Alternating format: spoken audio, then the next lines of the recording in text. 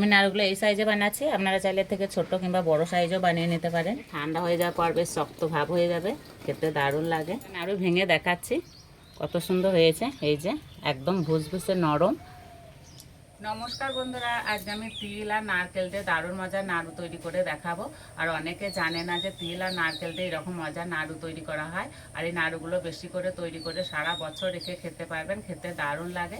তাই নাড়ুগুলো তৈরি করার জন্য আমি এখানে কী কী নিয়েছি বলে দিই। এখানে নিয়েছি একটা নারকেল, 1 বাটি চিনি, এলাচ গুঁড়ো, 1 বাটি গরুর দুধ, আর দুধটা আমি ভালো করে জাল দিয়ে নিয়েছি, আর 1 বাটি তিল।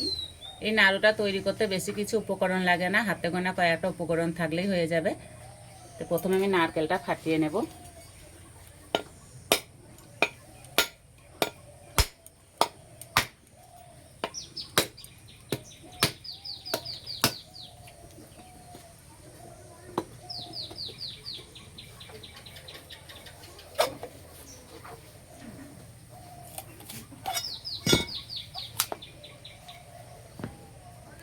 হাত কুড়ুনি নিয়েছে, এবার নারকেলটা কুড়ে নেব।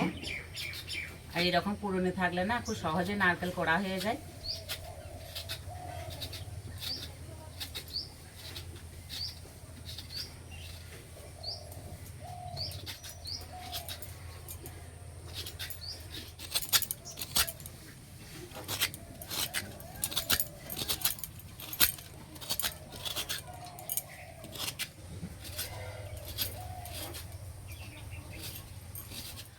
নারকেলটা কুড়তে কিন্তু একদমই সময় লাগলো না।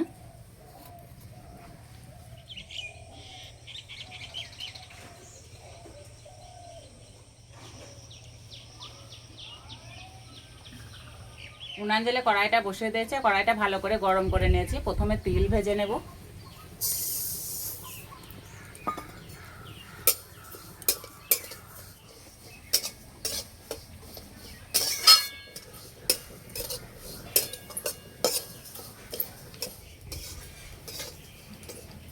তিল ভাজতে একটু সময় লাগে।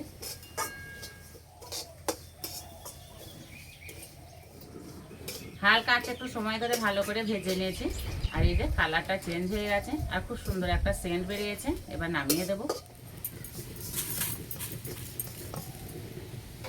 এবার কড়াইয়ের মধ্যে দেব নারকেল কোড়া,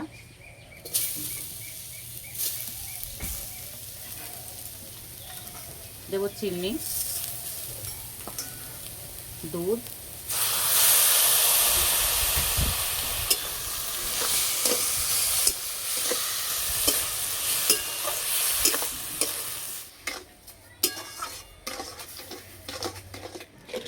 চিনি গলে যাওয়ার পর এই যে একটা জল জলে ভাব হয়ে গেছে, এই জলটা সব মেরে নেব।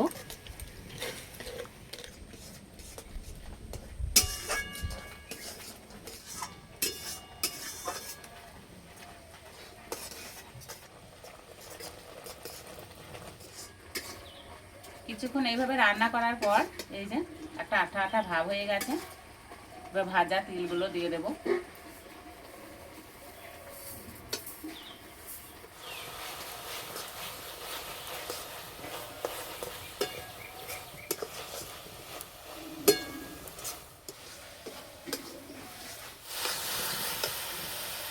এবার দেবো এলাচ গুঁড়ো,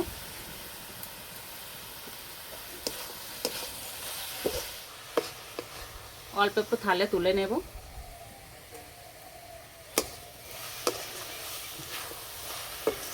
পাক নিচ্ছে নাকি দেখে নেব। পাকটা ঠিক মতো নিচ্ছে না, তার মানে আর একটু জাল দিতে হবে।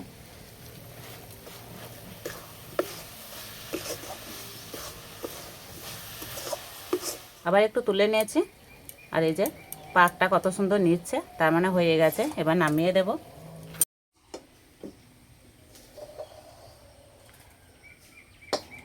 হালকা একটু ঠান্ডা করে নেব,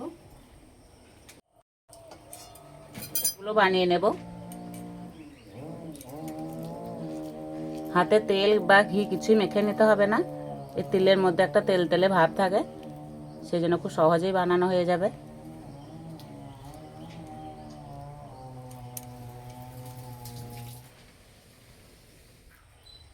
হালকা গরম থাকতে থাকতে নাড়ুগুলো বানিয়ে নিতে হবে।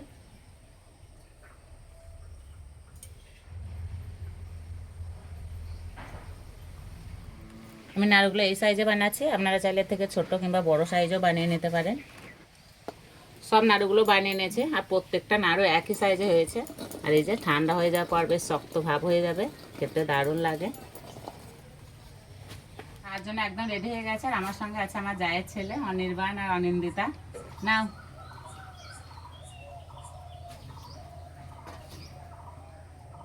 নাড়ু ভেঙে দেখাচ্ছি কত সুন্দর হয়েছে। এই যে একদম ভুসভুসে নরম।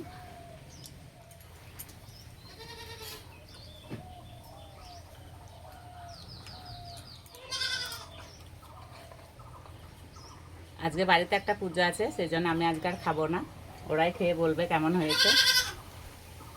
কেমন হয়েছে? ভালো। অনিন্দিতা কেমন হয়েছে? ভালো।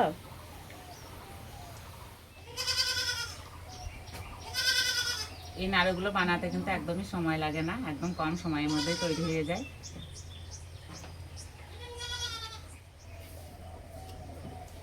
এইভাবে তৈরি করে খেয়ে আমাকে কমেন্টে জানাবেন কেমন লেগেছে। আজকে রেসিপিটা ভালো লাগলে বন্ধুদের সঙ্গে শেয়ার করবেন, চ্যানেলটি সাবস্ক্রাইব করবেন। আজকে এই পর্যন্ত, আবার অন্য কোনো রেসিপিতে দেখা হবে। সবাই সুস্থ থাকবেন, ভালো থাকবেন।